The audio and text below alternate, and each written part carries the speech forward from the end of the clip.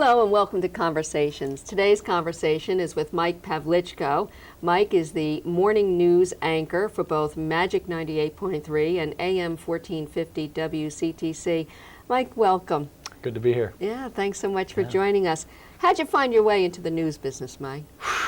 I tell you what, I think it probably started with WKRP in Cincinnati. Really? Yeah. A lot of people have been inspired by that show. I loved that show when I was little, and I don't know, something about it just seemed interesting, and I was always fascinated by radio, and it helped growing up in this area. We've got such great radio in this area between local stations and New York. New York area. We're so blessed to be around that. So you grew up with AM 1450 WCTC. I did. I was one of those people who was always listening for school closings and probably heard Jack Ellery reading them off in the mornings. And, you know, my father was also a Rutgers fan and got me into it early. And I remember listening to Bruce Johnson, too, our news director, in, you know, my early days of listening to the radio. So, yeah, I kind of grew up with the station. Not only have you grown up with the station, but it's come full circle. You now are the morning anchor on both Magic 98.3, the FM station, and AM 1450 WCTC, both greater media stations, and working with Bruce Johnson, someone that you admired as a kid. How is it that came about? How'd you wind up in that particular newsroom? Well, you know, I wasn't sure where I wanted to go to school. I know there's, you know, Syracuse is such a great broadcasting school, and I thought maybe Boston, that seemed like a neat city. I always liked hockey. I knew I wanted to do sports play-by-play. And I said, maybe I'll do something like that. And I applied early to Rutgers and got in. And I said, you know, it's close to home. I know so much about the teams and know enough about Rutgers was just about to join the Big East then. I said, you know, it only makes sense. And it turned out to be the only school I applied to. And I went there and got involved in the student radio station and never actually had much of an interest in news at all. I don't know why. But I started to do a little bit in college. I think the sports department was bigger at WRSU, which is the Rutgers student station, and we did a lot more than the news department did in terms of going out and things. We traveled all over the place. Been to Notre Dame to do basketball, not football, but I've seen the stadium from the outside, and went to California, went all over the place, and decided that I needed some kind of internship, if that was what I wanted to do, and called up Bruce Johnson, who had done a few things with my school before. He took a class trip, took my class there, I think in 6th grade. And so yeah, it really exactly, is something you grew into. Exactly. And then, you know, took the internship between my junior and senior year in college, while also working at the Somerset Patriots. I was the announcer on the field between innings, doing all the games with the kids, which was a lot of fun.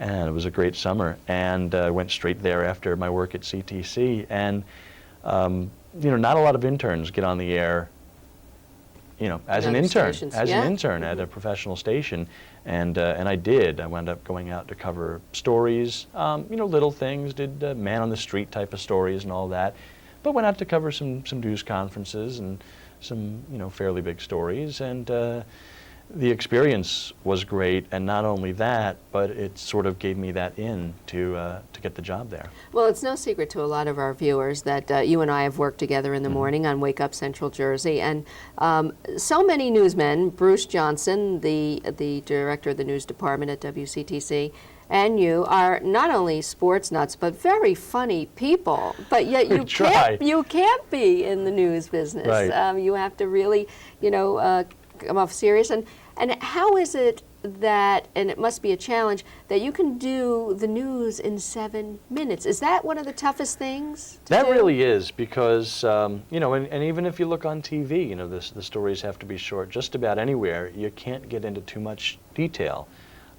It's shows like this sometimes that we do sort of the equivalent of on the radio, that we can get into the issues, and that's what I like to do. We do a program called Speaking of Central Jersey, and we try to talk about, you know, big issues and things like that, things that are going on. So if you remember several months ago, we had that sewage spill back in the spring in Sayreville, and there was a lot of concern about the environment on that. We brought on an environmentalist I brought on to talk about that. So I try to keep things like that, stories that I think, interest me, I hope will, interest other people and something to go deeper into, because there's only so much you can get out of a 40-second story, and that's about what most stories are, 40 seconds to a minute tops, unless it's a major story like Isabel or something like that. Well, I don't know how you do it, because I have trouble in a half hour getting everything I want to say, getting it out, so I admire that.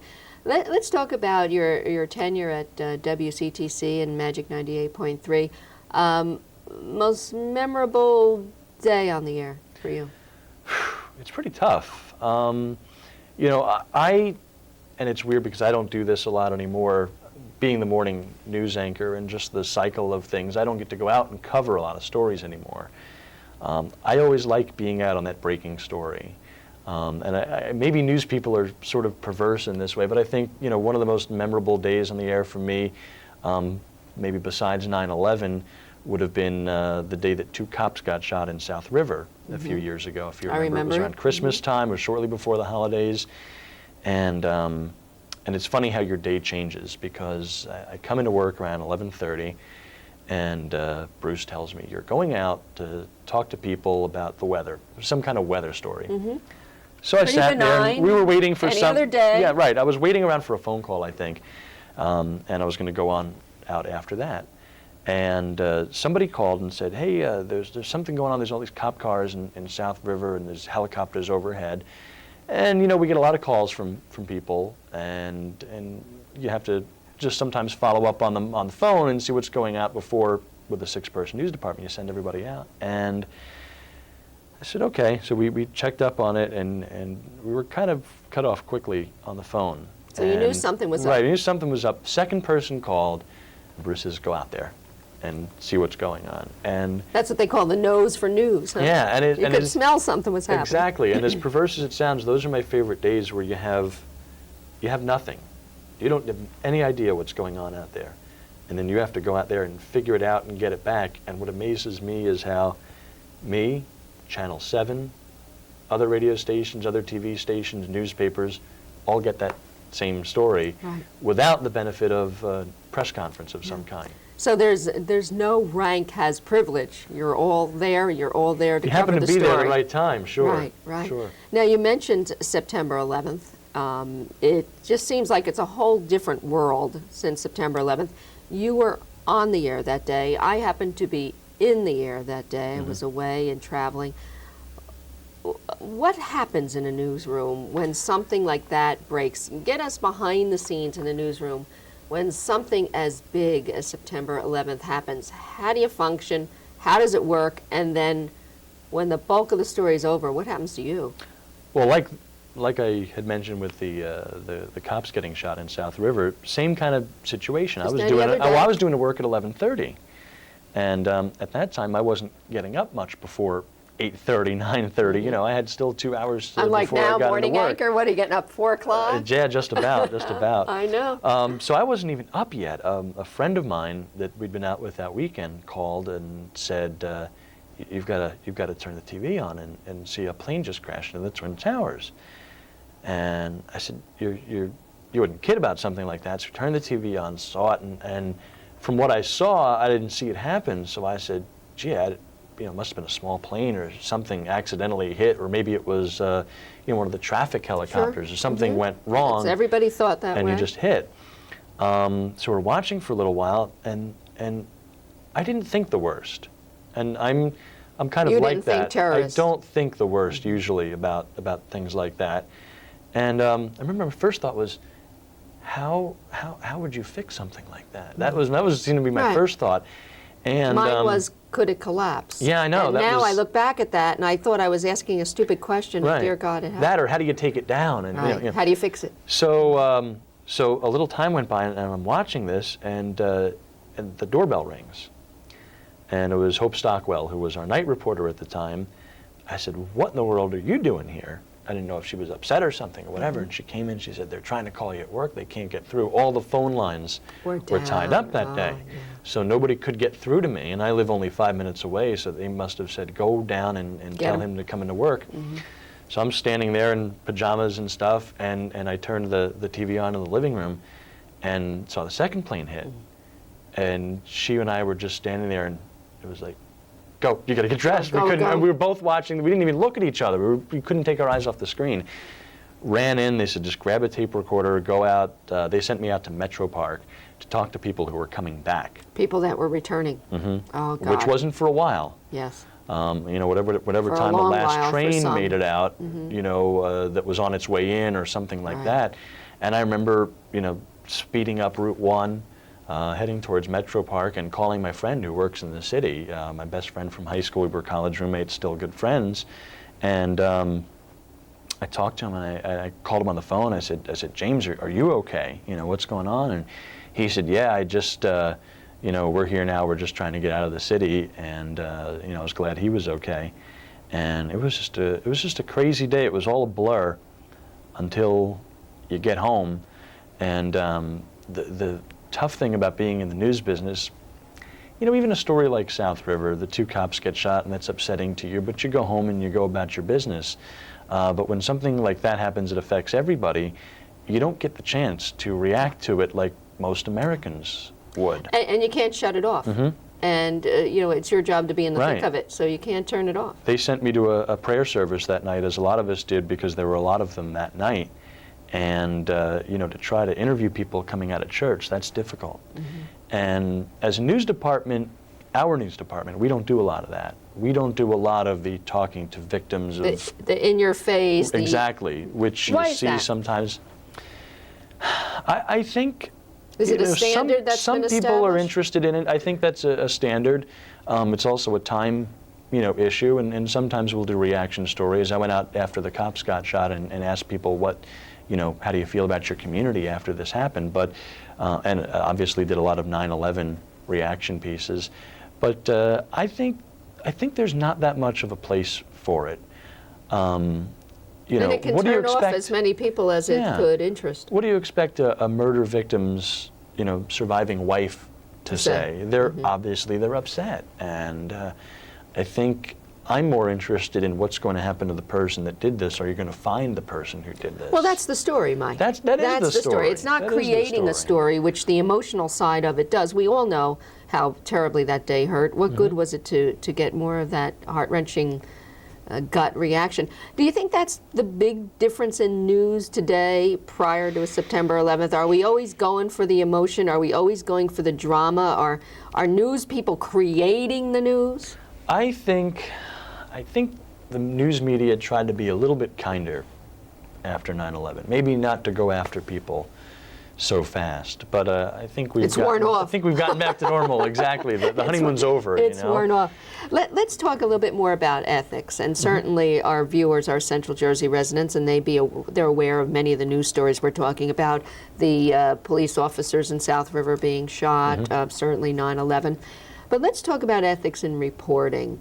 I see a real just slide, you know, the slippery slope idea of the news business, whether it's television or newspaper or radio, and certainly AM 1450 WCTC has established a high level of standards with Bruce Johnson at the helm. But recently, a boy, 10 years old, murdered a 3-year-old boy. Most newsrooms did not disclose the name of the murderer. Indeed, the victim's name was used because it was, at that point, public record. But there are Right. protections for juveniles. Now, the home news chose to put the name of the young man in the paper and jeopardized his life and the life of his family members as well. And even went to court and spent a great deal of money to publish that young man's name, and they won. What are some of your thoughts about that? Should that name be public? I don't think it should. And I think that, you know, the people that want to know and the people that need to know are going to find out. You know that the parents in that neighborhood who are concerned are going to find out. The people that need to know. Talk is going to get around.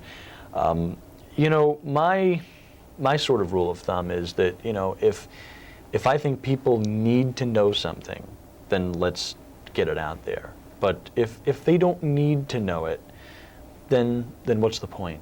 Well, that's refreshing. That's refreshing, Mike. If you're just joining us, I'm talking today on Conversations with Mike Pavlichko. He is the news anchor for 98.3 Magic for those of you that listen here in Central Jersey, and AM 1450 WCTC. He's the morning guy, and I've had the opportunity to work with Mike for some time now, and he's also the sports guy too. And let's talk a little bit about sports. I know that's a real love for you, Mike. Sports and sports reporting. Now, we've always known it's entertainment, but gee, it seems like they're giving everybody a try. You got Dennis Miller, you got Rush Limbaugh, you have women who I think are hired for their legs and their looks. I don't know the game. You know, I could talk, but I can't talk football. But what are some of your thoughts about sportscasters who don't know their game? Well, I'll tell you what, you know, it's tough. A lot of times they're jocks who are. But at least they know the game. They do know. They do know the game. They've been there. They can talk about their experience. I think you know. I don't think there's too many people out there, you know, in terms of the major broadcast networks or whatever, or major radio, that don't know it. You know, Dennis Miller was brought in to boost the ratings. You know, the quote-unquote pretty sideline reporters are brought in to boost the ratings, and I'll even say that I don't have a problem with women in sports broadcasting. I think as long as you know your stuff. And there are so many people that do. That's true, and there are women out there who do know their stuff who I think probably don't get a chance because they don't have the look.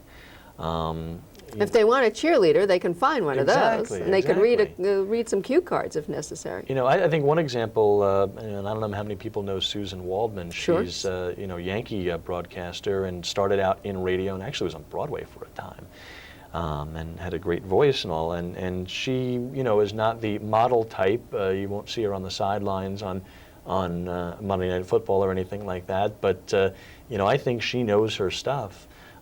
She's certainly covered the Yankees long enough, and living in this area knew them, and you know, I'd much rather see a person like that on the sidelines than people have gotten in trouble for saying some woman who, but some woman who doesn't know. Right. Just as I wouldn't want to see a guy on the sidelines who doesn't know what he's talking about. Now, here's what amazes me about sports guys. Now, which do you like, play-by-play or color? I like play-by-play. I like the play-by-play. Okay, because that's a lot of talk. Well, it's not only that, but I think there are many people who are a lot better at me than analyzing and breaking down a game. I don't always have the eye for that. You're reporting what's happening. Right. You're our eyes and our ears. I remember when I was the sports director at the student radio station, people were having trouble, you know, learning how to do play-by-play, and I said, just say what you see. Just say what what's going on out there on the field, and just like you and I are doing right now, make it a conversation. We're two buddies watching the game. You're the company for that person. Exactly. You're the other person for the guy that's driving in his car, listening to the game. And if you're doing the colors, you know, pretend you're sitting there in the stands.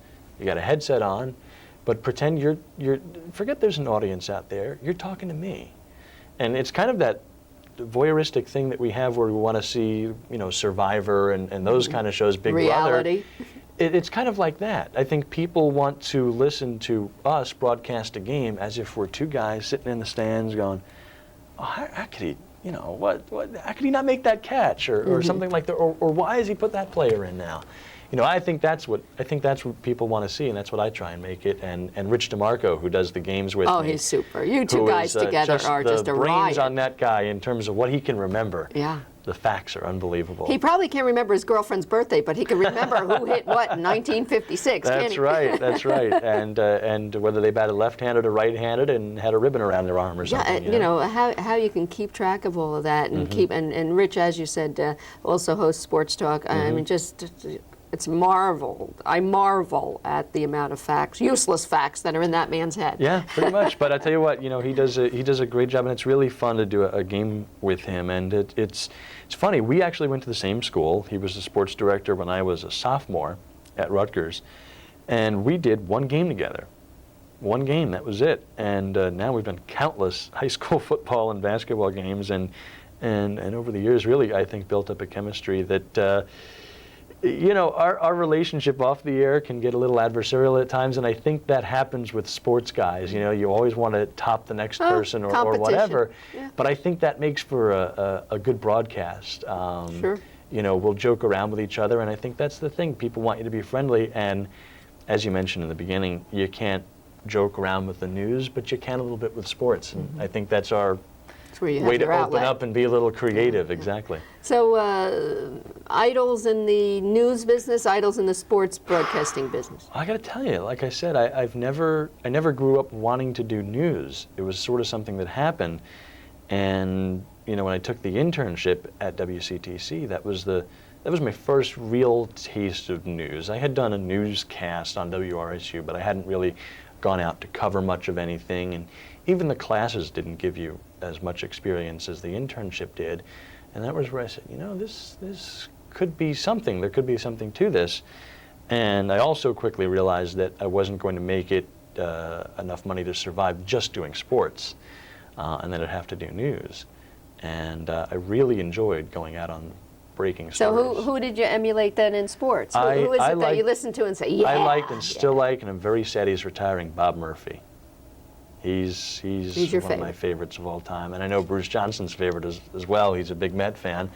And I always enjoyed the listening. Poor Mets. Yeah, oh boy, woe don't is get me me. started. But, I always enjoyed listening to Bob Murphy. He was so smooth, so friendly. It felt like he was talking with you, not to you or at you. Is that where you think some broadcasters are going wrong now? Talking at I you? think so. They've always got to have the voice about and this them. thing like that, right? And, About them, not the game. It's just, I'm sitting there talking, and I try to keep in mind that people are listening, that they're in their car or whatever, and they want to hear a familiar voice too. And even if you're by yourself on a game, which sometimes happens in local radio, to keep it entertaining and maybe throw in a laugh here or there. I think the best times when I'm listening to a ball game or something like that on the radio is when I hear something, and it kind of makes me chuckle a little bit. And Bruce Johnson too. I enjoyed listening to him growing up. It was a familiar voice, and whenever I heard that voice in the backyard on the radio while we're raking leaves, I knew it was football season. And you knew you were home. Exactly. Yeah, sure. You were here in Central Jersey. Sure. You bet. Now, Mike, talk to me a little bit about the career in broadcasting. And you got to work your way up. Mm-hmm. It's not always the highest paying job. Certainly has its challenges and its reward. Would it be something you'd recommend to young people coming up? And is there a future for radio? There's all this talk about satellite radio and the TV and the attention span of Americans. Mm-hmm. Is there a future in radio, and is it a good one for young people coming up? I think as long as people use their cars to get around, and goodness knows in New Jersey there are an awful lot of people using cars to get around. You live in your car. Exactly. I sat 20 minutes out on Riders Lane to get here through traffic. But I'll tell you what, I think as long as there's cars, and people are getting around that way, I think there'll be radio, because people don't have the time to get up and watch TV. Maybe they've got it on in the background and they can absorb a little of it through osmosis while shaving. Exactly. But other than that, I think people wake up to the radio on their alarm clock, and I think people are out driving around listening to it. It's on in stores and things like that. I think there's a good future for it. Mike, don't you think that listening to sports on the radio is an excellent way to hone your listening skills? You need to use your imagination. You need to listen. And I think a lot of people are talking an awful lot in America, but they're not listening. I think so. I think that's very much the case. And I think even sports, news, you can absorb it like a conversation, but sports, you really have to imagine it in your head. I remember I won a clock radio at one of my dad's company picnics when I was maybe, I think it was 11. And somehow I found an AM station in New York. I won't mention which one it was, but I heard Islanders games, hockey. And we didn't have cable, so I'd never seen hockey before, not even been to a game. And I learned all about hockey from listening to it on the radio, which is kind of remarkable for somebody who grew up in my generation to learn about a sport from the radio. I used to sit in bed and count on my fingers how many players I could remember. And think how beneficial that is to a young person, listening skills, and being able to imagine what's going on. So I think there will be always that place where radio's a friend. And we certainly learned it on August 14th, 2003, when New York went dark and parts of Central Jersey went dark. Where did they reach for? Yes, we did, their radio. Their battery-operated radio they needed. Now, Mike, before we end this conversation, which I'm really enjoying, thank you so much for being with me today. You have one other passion, and it's pizza. It is pizza. You're crazy about pizza, and you're writing a book about pizza. So where do you get your best piece of pizza in Central Jersey? I've done more eating than I've done writing, actually, right now. Great research. What a Exactly. what an excuse to go off your Hey, diet. if the book doesn't work out, what the heck? I've You've had some good pizza. pie. Best piece of pizza in Central Jersey. I'll tell you, Cafaro's in South River. Now that Scortino's in Perth Amboy is closed, I know you more in that day. I did a little bit, and I had only learned about it about 2 months before they closed. But I think Cafaro's in South River, which my parents went to when they lived there, they say hasn't changed much. That's still your favorite. Pretty good. Yeah. Pretty good pie. So how many pies do you think you have to research before you can write a good book? I don't know. I'm gonna have to figure that out. I think we'll just go as we go and see what happens. And after the pizza pie book, what then? Chocolate ice cream? Maybe. Maybe the best not ice a cream bad or job something if you like can that. get it. Mike, where do you want to be one of these days? What's the dream job? We'd love to be doing baseball somewhere. And it doesn't have to be big league baseball. That would be great. But I think that sport is my favorite sport, true passion for it since I was little. My dad always says, I think that's your best sport yet. And to be somebody's friend, you know, like I had growing up, and somebody saying, oh, I remember that person, and maybe they're sad when I retire, because when they think of that team, they think of that person, and that's their memory in their mind. Maybe not seeing the person hit the home run, but hearing it. And you can hear it exactly like it happened in your memory, you know, until you die. That's Well, great. radio is one of the most important things that could go out there into the air without causing any distress, huh? And it's done instantly, and that's the great thing about it, is it can happen from anywhere. All you need is a cell phone these days, and you're right there. You're there. Mike Pavlichko, thanks so much for joining us. Good to talk to you. And as always, there's nothing like a good conversation. I'm Judith Leblein.